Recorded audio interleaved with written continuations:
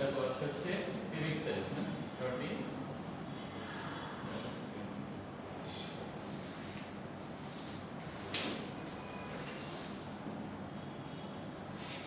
Lecture কত মনে আছে?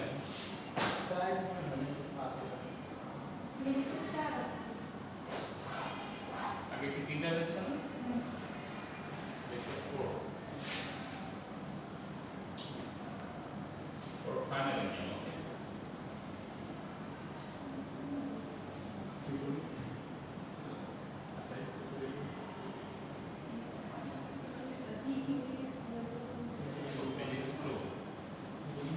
আচ্ছা দেখো লাস্ট ক্লাসে আমরা কি করেছিলাম?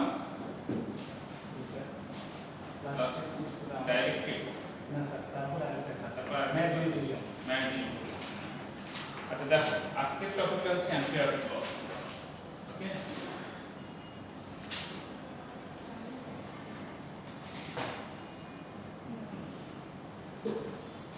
তাহলে হোয়াট ইজ অ্যাম্পিয়ারস ল? এটা মোস্টলি থিওরিটিক্যাল, আর এখানে একটা ইকুয়েশন আছে। অ্যাম্পিয়ারস ল একটা ইকুয়েশন আছে, সেটা পরে আসতেছি। তাহলে অ্যাম্পিয়ারস লটা কি? অ্যাম্পিয়ারস ল আসলে যেটা আমাদেরকে হেল্প করে কি জন্য, কিসের জন্য? টু ফাইন্ড আউট দা, বা এটা রিলেটেড কার সাথে? ইলেক্ট্রোম্যাগনেটিক ফোর্স, তাই না? ইলেক্ট্রোম্যাগনেটিক ফোর্স, ইলেক্ট্রোম্যাগনেটিক ফোর্স আমরা জানি। ইলেক্ট্রোম্যাগনেট কোনগুলো? ইলেক্ট্রোম্যাগনেট কিভাবে তৈরি করা হয়? ইলেকট্রোম্যাগনেট একটা কয়েল থাকবো তাহলে একটা ম্যাগনেটিক ম্যাটেরিয়াল যেটা, সেই ম্যাগনেটিক ম্যাটেরিয়ালে কি আমরা কি করি? কয়েল বানিয়ে ওটাকে, কয়েল মানে কি? যেটাকে যদি আমরা একটা এলিমেন্ট, তাহলে যদি ইলেক্ট্রোম্যাগনেটিক মানে ইলেক্ট্রোম্যাগনেটিক ম্যাটেরিয়াল, সেটাকে যদি আমরা একটা ওয়্যার দিয়ে পেঁচিয়ে তার মধ্যে কারেন্ট পাস করি, তাহলে কি হবে? It will become a magnet. আর যেহেতু ইলেকট্রিসিটি পাস করে এটাকে ম্যাগনেটে পরিণত করা হচ্ছে, সেজন্য এটাকে বলা হয় ইলেক্ট্রোম্যাগনেট।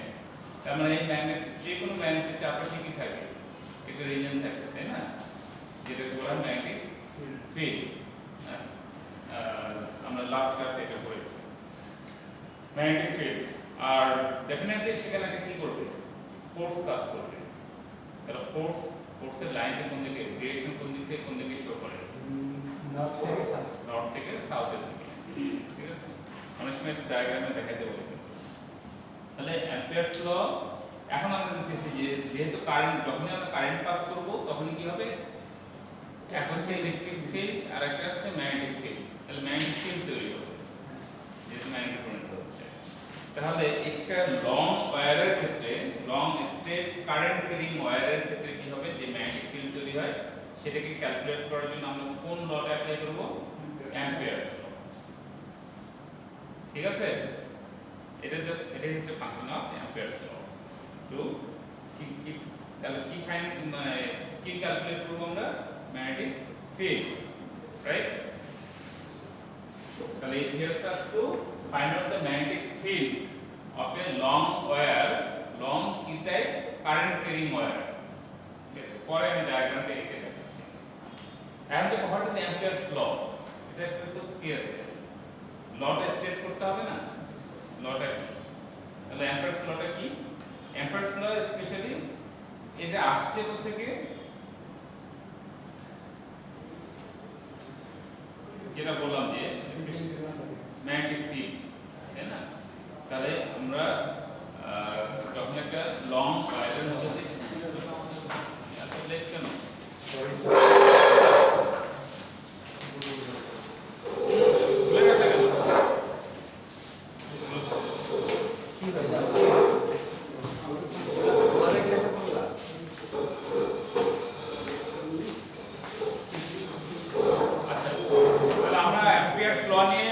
বলছিলাম আর কি। দেখো সম্পূর্ণ, তাহলে অ্যাম্পিয়ারস লটা কি কি কাজে হেল্প করে আমাদের? To calculate the magnetic field through of a magnetic field of a long wire which carry the current, electric current. ঠিক আছে? তাহলে সেটা ম্যাগনেটিক ফিল্ড করব আমরা। তাহলে অ্যাম্পিয়ারস লটা স্টেট করব আমরা। ডেফিনিশন দেখি অ্যাম্পিয়ারস ল কি করে?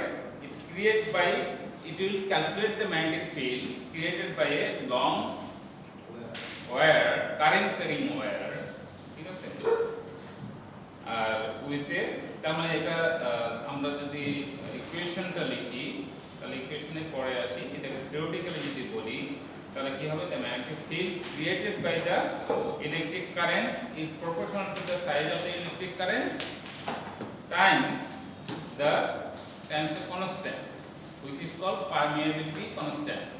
আমরা এর আগে এটা শো করেছি এপসিলন নট, তাই না, এর ভ্যালু আছে 1.26 into 10 to the power minus 6, ঠিক আছে, permeability constant অথবা permeability বলে অনেক সময়। তাহলে proportionality equal to the permeability of free space, একটা ফ্রি স্পেসে যে permeability constant সেটা multiply by the magnitude of the current, ঠিক আছে, আমরা ইকুয়েশনটা পরে লিখছি। এখন দেখো যে স্টেশনারি চার্জের ক্ষেত্রে কি হয়, একটা স্টেশনারি চার্জ যদি আমরা রাখি একটা ফিল্ডের মধ্যে তাহলে কি হবে, সেই ক্ষেত্রে কি হবে, ফিল্ডটা it is proportional to the magnetic field will proportional to the magnitude of the charge, ঠিক আছে, একটা সিঙ্গেল চার্জ যদি আমরা ফ্রি স্পেসে কি করি রাখি, ঠিক আছে, তাহলে এটা কি হবে, ম্যাগনেটিক ফিল্ডটা যেটা তৈরি হবে সেটা কি হবে, it is just proportional to the magnitude মানে ভ্যালুটা, ভ্যালু অফ সিঙ্গেল চার্জ বা চার্জ পার্টিকেল, ঠিক আছে, তাহলে এটা স্টেশনারি। বাট যদি একটা মুভিং চার্জ হয় তাহলে সেক্ষেত্রে কি হবে, চার্জ যখন মুভ করে সেটাকে আমরা কি বলি, কারেন্ট, তাই না, ফ্লো অফ চার্জ কি কারেন্ট, অথবা ফ্লো অফ ইলেকট্রনও কি কারেন্ট, কারণ ইলেকট্রনগুলো কি করে চার্জ ক্যারি করে নিয়ে যায়, ঠিক আছে, তাহলে যদি কোনো চার্জ মুভিং চার্জের ক্ষেত্রে তাহলে ম্যাগনেটিক ফিল্ডটা কি হবে, proportional to the current, that is charge which is moving, ঠিক আছে, তাহলে চার্জ এন্ড মুভমেন্ট ক্লিয়ার, তাহলে ম্যাগনেটিক ফিল্ড এইভাবে হবে। বাট অ্যাম্পিয়ারস লর একটাই সমস্যা, সেটা হচ্ছে কি এখানে আমরা যখন অ্যাম্পিয়ারস ল দিয়ে কোনো ম্যাগনেটিক ফিল্ড বের করি বিশেষ করে কমপ্লেক্স এর ক্ষেত্রে, সেক্ষেত্রে কি হয়, এখানে ডিফারেন্সিয়েট করতে হয়, অনেক ডিফারেন্সিয়েশন মানে প্রত্যেকটা ক্যালকুলাস ইউজ করতে হবে, তাহলে এখানে অনেক ইউজ আছে কি ক্যালকুলাসের, তো এটা করতে গেলে এই সমস্যাটাই আমরা ফেস করি, তাহলে অনেকগুলো ক্যালকুলেশন করতে হয়, মানে প্রথমে ডিফারেন্সিয়েট মানে তার মানে কি প্রত্যেকটা কম্পোনেন্টের জন্য ফিল্ডের জন্য আলাদা আলাদা করে বা প্রত্যেকটা চার্জের জন্য আলাদা করে কি করতে হয়, ফিল্ড বের করতে হবে, ম্যাগনেটিক ফিল্ড, তারপরে এগুলোকে কি করতে হবে, অ্যাড তাই না, ইন্টিগ্রাল করতে হবে, ইন্টিগ্রাল লাস্টে কি করতে হবে, ইন্টিগ্রেশন, ঠিক আছে, তাহলে ইন্টিগ্রাল করতে হবে।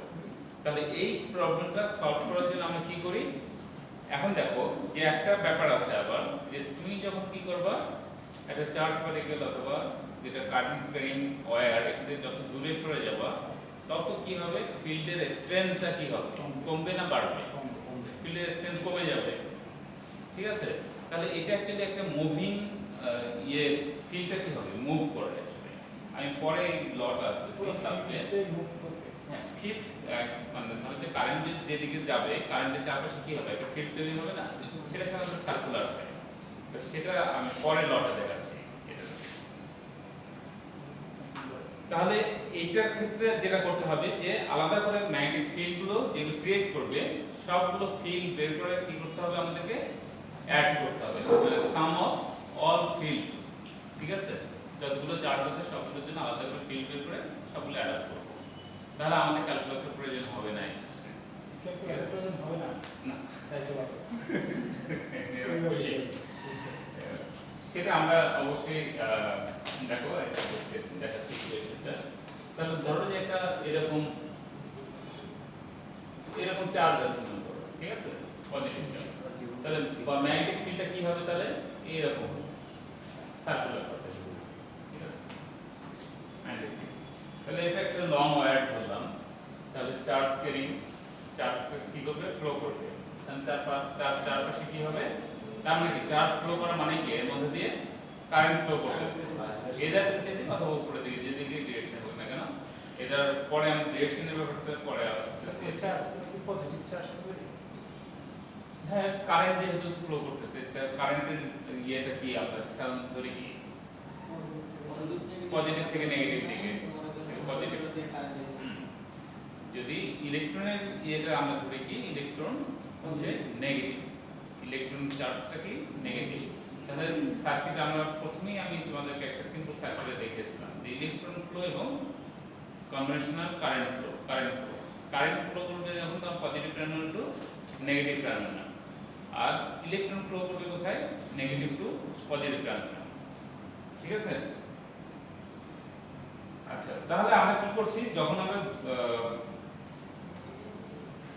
এই সার্কেলটা যখন if it get further apart or in other words without any calculus তাহলে কোনো ক্যালকুলাস ছাড়া এটা আমরা মানে ইয়ে করতে পারবো ক্যালকুলেশন করতে পারবো তাহলে instead of an integral we will use sum the sum of all the magnetic field elements that make up the concentric circle তাহলে এই সার্কেলের চারপাশে যতগুলো চার্জ আছে সবগুলো চার্জের জন্য কি করব আলাদা আলাদা করে ম্যাগনেটিক ফিল্ড বের করে সবগুলোকে কি করব সামেশন অফ অল ফিল্ডস আচ্ছা অ্যাড করে নেব তাহলে এটাই হচ্ছে কি অ্যাম্পিয়ারস ল এবং ইকুয়েশনটা দেখো তাহলে বুঝতে পারবে তাহলে আমাদের দেখো এখানে কারেন্ট যদি এইদিকে হয়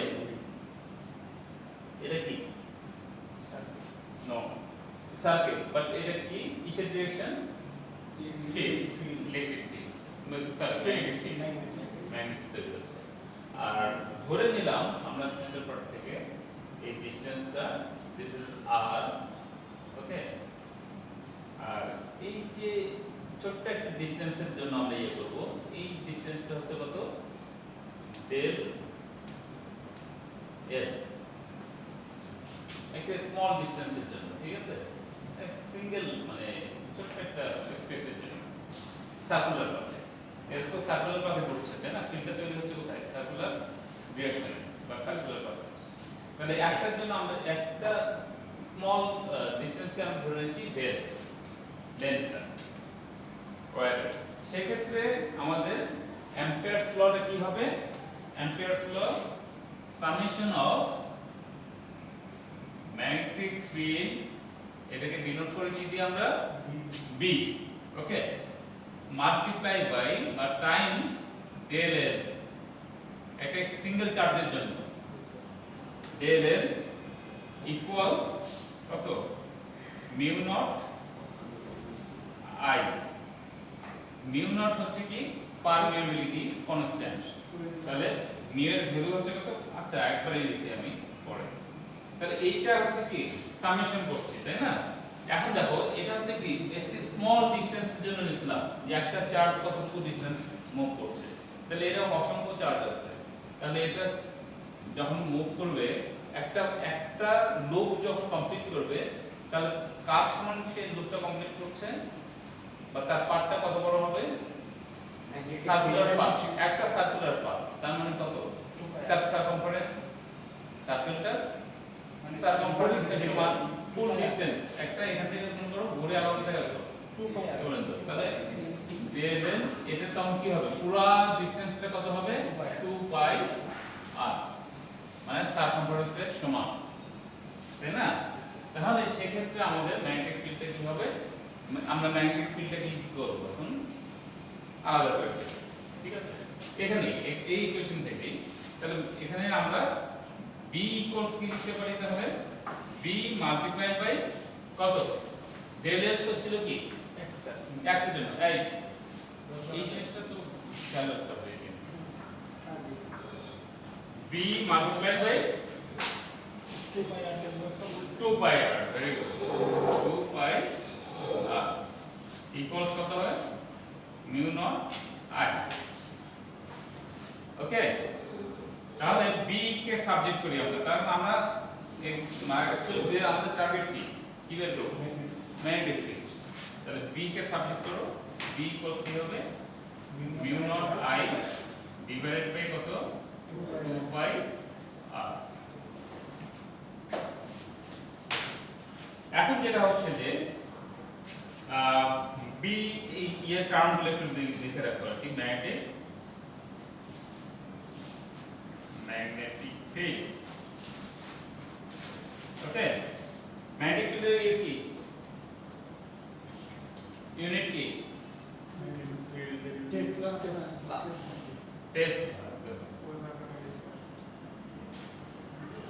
ঠিক আছে টেসলা অনেক সময় আমরা টি দিয়ে ওইটা লিখি ক্যাপিটাল টি এটা তুমি ব্র্যাকেট দিতে পারো ক্যাপিটাল টি অর আর মিউটা কি এখানে মিউটা আছে এটার নাম কি পারমিয়াবিলিটি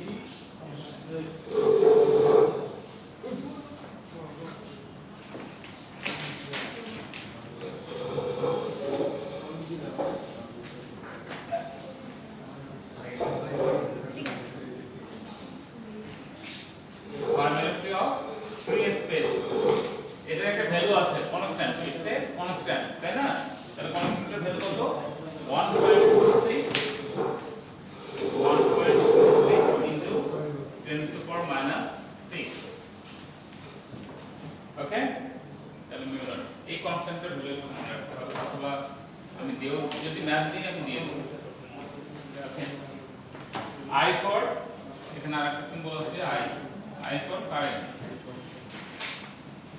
তাহলে ওয়্যারটা যে পরিমাণ কারেন্ট ক্যারি করবে সেটা হচ্ছে I এটা দেওয়া থাকবে হয়তো বা না দেওয়া থাকলে এটা বের করো বাকিগুলো দেওয়া থাকবে আর হচ্ছে কি রেডিয়াস ফ্রম দা ওয়্যার থেকে যে লুপটা বরাবর কি হচ্ছে যে সার্কেল বরাবর কি হচ্ছে ম্যাগনেটিক ফিল্ড তৈরি হচ্ছে তাহলে সেটা হচ্ছে ওইটার যে ডিসটেন্স মানে এই সেন্টার থেকে এর ডিসটেন্স হচ্ছে r তাহলে radius from the wire in metres wire এটা মিটারে নিতে হবে এসআই ইউনিটে নিতে হবে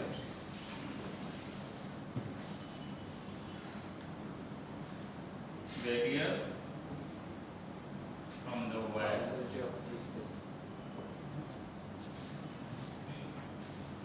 তাহলে এটা হচ্ছে ইন মিটার এম দিতে পারো আর কি ঠিক আছে ইউনিট গুলো মনে রাখবা ইউনিট সবগুলো কিসে থাকবে এসআই ইউনিটে ঠিক আছে বাকিগুলো ক্যালকুলেশনের ব্যাপারে আর যেগুলো দেওয়া থাকবে যখন যেটা বের করতে বলবে ফিল্ড বের করতে বললে আমরা বাকিগুলো ডেফিনেটলি দেওয়া থাকবে অথবা বাকিগুলো দেওয়া থাকবে তখন ফিল্ড দিয়ে বের করতে হবে আর ইউনিটের ব্যাপারে আগেও বলেছি আমি ইউনিট স্মলার ইউনিটে দেওয়া থাকবে এগুলো কি নিতে হবে কনভার্ট করে এসআই ইউনিটে নিতে হবে স্যার এটা শুধু একটা চার্টের জন্য হতে ছিল একটা চার্টের জন্য না একটা চার্টের জন্য তো আমরা এই এটা লিখছিলাম এটা হচ্ছে কি টোটাল সাম অফ অল ব্যাপারটা কি সবসময় সার্কেল হবে যদি এটা দ্বন্দ্ব হইতো তখন আমি 2 পাই আর পরটা নিতে পারতাম এই আমরা যখন একটা লং আমরা শুরুতেই বলেছি এটা একটা লং কারেন্ট ক্যারিং ওয়্যার ক্ষেত্রে যখন একটা লম্বা তার কি করবে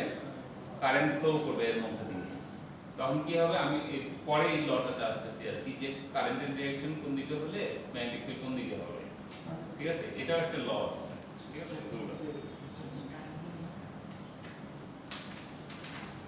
আচ্ছা এখন দেখো তোমাদের ওই কোশ্চেনের আনসারটা দিয়ে দিচ্ছি তাহলে এখানে একটা ডায়াগ্রাম ধরো এইটাই ডায়াগ্রাম ধরো এটা কি ছিল আসলে আই তাই না কারেন্টের ডিরেকশন যদি এইদিকে হয় তার মানে তুমি যদি এইদিকে কারেন্টের ডিরেকশন ধরো আমার থাম্বটা বৃদ্ধাঙ্গুলটা এটা কোন দিকে বসাবো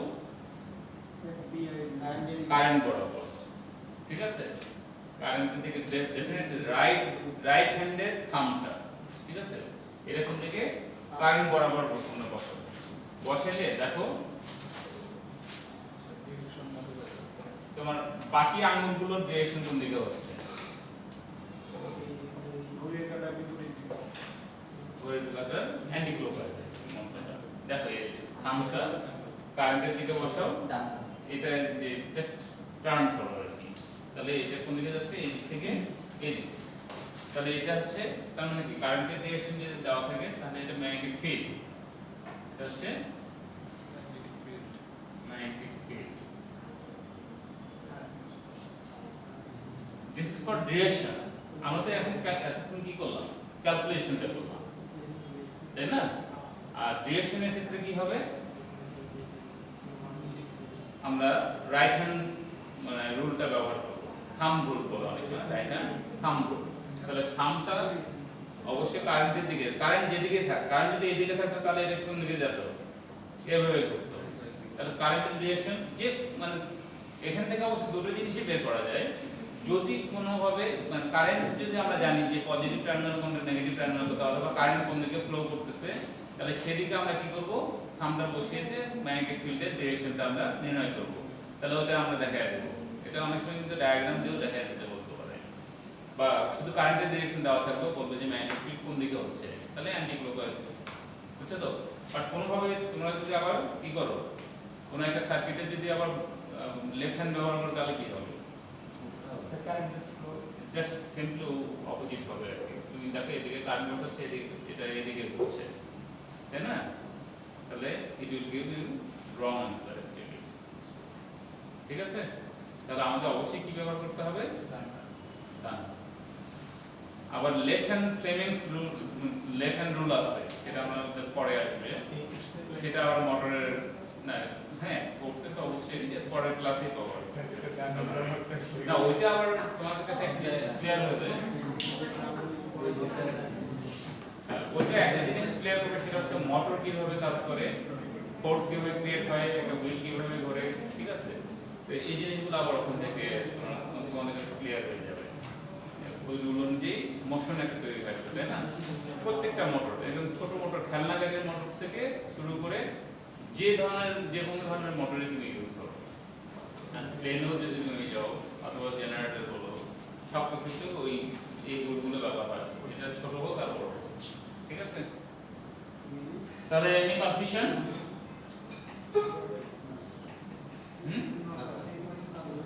শিওর? আচ্ছা, যারা পরে আসছে তাদের জন্য একটু অ্যাম্পিয়ারস ল দিয়ে আমরা কি বের করি, বিদ্যুতের পরিমাণ, বিদ্যুতের পরিমাণ, স্যার রোধের পরিমাণ। তাহলে ampere's law helps us to calculate the magnetic field of a long wire which carry the current. তাহলে একটা কারেন্ট ক্যারিং লম্বা ওয়্যারের জন্য কি করে, ম্যাগনেটিক ফিল্ড ক্যালকুলেট করার জন্য আমরা ampere's law ব্যবহার করি। তাহলে ampere's law হচ্ছে কি, এই শুরুতে আমি বলেছি, ampere's law কি, ম্যাগনেটিক ফিল্ড, ঠিক আছে, টাইমস দ্য লেন্থ, হ্যাঁ, লেন্থ ইকুয়ালস কি হবে, mu naught into probability of permeability Times কি কারেন্ট। তাহলে এখানে যদি আমরা বি কে সাবজেক্ট করি, তাহলে ডেল এর থেকে কি হবে, ডিভাইড হয়ে যাবে, ম্যাগনেটিক ফিল্ড আমরা বের করতে পারবো এই ইয়ে থেকে। এখন এটা ছিল কি একটা খুব স্মল কি বৃত্তাকারে, তো ফিল্ডটা হচ্ছে সেটা এখানে দেখিয়ে দিলাম, এটা জেনে যাচ্ছে একটা ওয়্যারের স্মল ডিসটেন্সের জন্য, ঠিক আছে?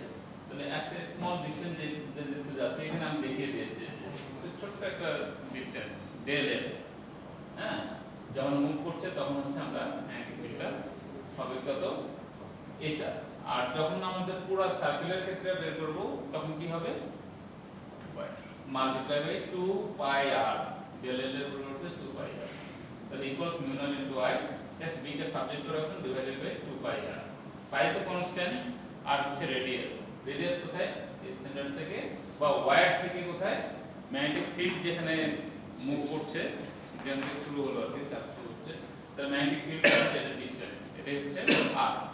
এই আর ডিসটেন্সই মেইনটেইন করবে সে পুরো সার্কেলটা, ঠিক আছে? তাহলে এই পাথে অ্যাকচুয়ালি ম্যাগনেটিক ফিল্ডটা তৈরি হবে। তাহলে সেই, তাহলে সব ভ্যালু দেওয়া থাকে, এখন এর মধ্যে তো কত কারেন্ট যাচ্ছে, আর পারমিয়াবিলিটি এটা কনস্ট্যান্ট, ঠিক আছে? এটা ফ্রি স্পেসের জন্য কত, এটা 1.26 × 10⁻⁶। তাহলে আমরা এই ভ্যালুগুলো যদি বসায় দিই, তাহলে আমরা ম্যাগনেটিক ফিল্ড বের করতে পারবো। ক্লিয়ার? আর ফাইনালি এটা তো তোমরা পেয়েছো, তখন চলে আসছে তোমরা thumb rule, right hand thumb rule. তাহলে থাম্বটা থাকবে কারেন্টের দিকে, আর তোমার আঙুলগুলো যদি তুমি বাঁকাও, তাহলে যেদিকে মুভ করবে সেটা হচ্ছে ম্যাগনেটিক ফিল্ডের ডিরেকশন। Clear now? বিদ্যুৎ, এটা